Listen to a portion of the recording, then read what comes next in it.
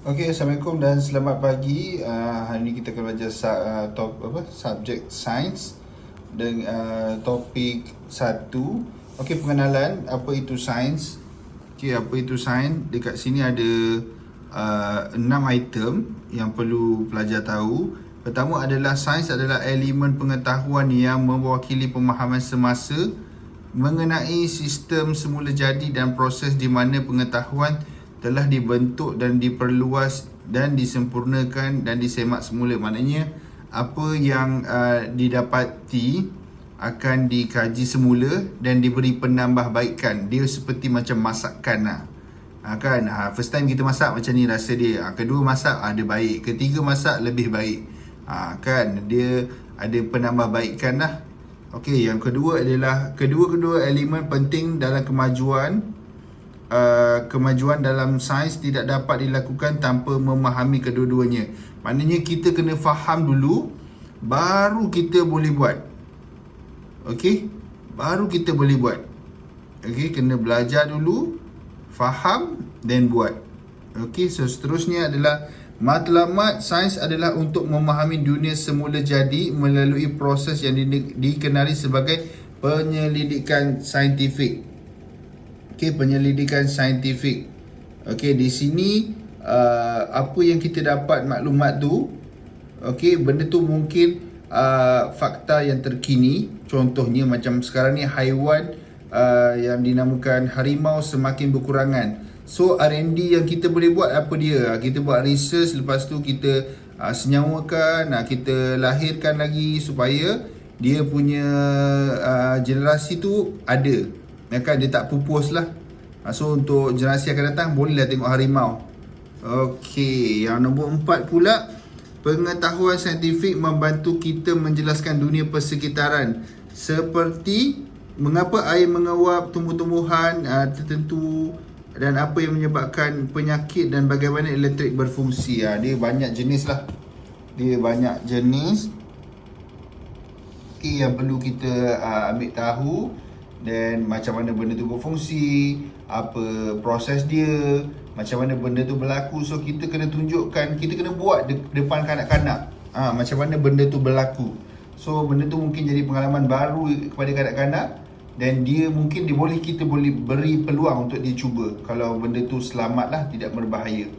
Okey, so seterusnya, pengetahuan saintifik dapat membantu dan meramal apa yang mungkin berlaku dan membantu menyelesaikan masalah seperti penyebaran penyakit macam sekarang ni lah, COVID. So apa penyelesaian dia, apa yang kita boleh ikhtiar. Contohnya kita ambil vaksin lah. Ambil vaksin, jaga jarak, jaga diri sendiri kan, guna sanitizer, jangan sentuh kurangkan aktiviti berkumpulan yang besar kan. Okay, insyaAllah benda tu akan boleh ditangani lah. Okay, 6 pula, sains dapat membimbing perkembangan teknologi untuk memenuhi keperluan dan minat kita seperti perjalanan kelajuan tinggi, komunikasi melalui telefon. Yang ni lah. Okay, laju kenderaan lah. Kenapa kenderaan tu laju? Mungkin dia menggunakan enjin yang baik, enjin yang terkini. So dia ada fuel, ada injection. So dia lebih laju lah, dia ada turbo kan. Dan apa lagi, telefon. Kenapa telefon tu canggih? Sebab dia ringan, dia RAM dia besar dan macam-macam lagi lah.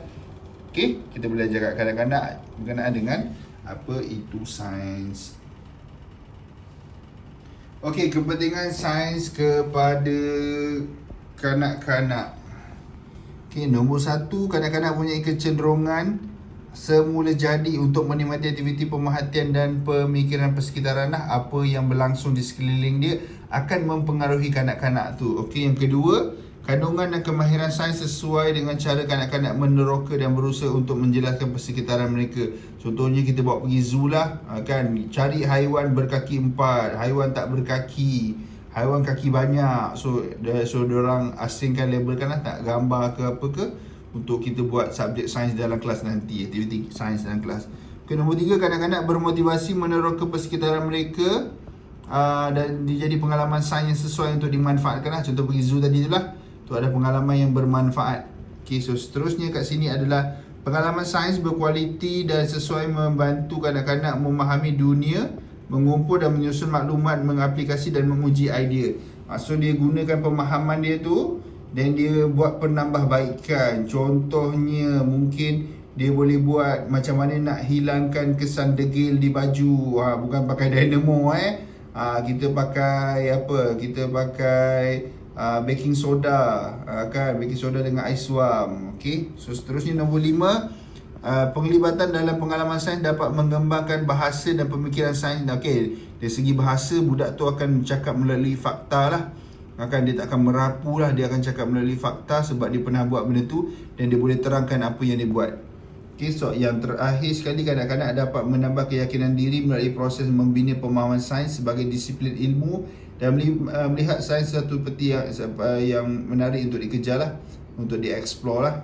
Okey, itu saja kepentingan sains kepada kanak-kanak.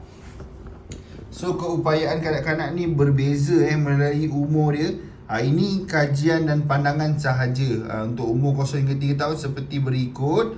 Dan umur 3 hingga 5 tahun seperti berikut juga. Okey, akan tetapi stat umur ni tidak 100% tepat lah. Ini menurut pandangan yang penulis buku ni sahaja.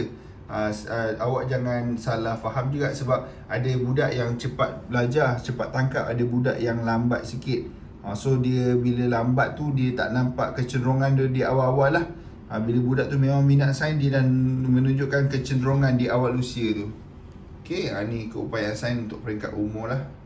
Okey, itu saja untuk hari ini. Ada sebarang soalan boleh tanya saya dalam Telegram. Terima kasih untuk masa anda. Assalamualaikum. Bye bye.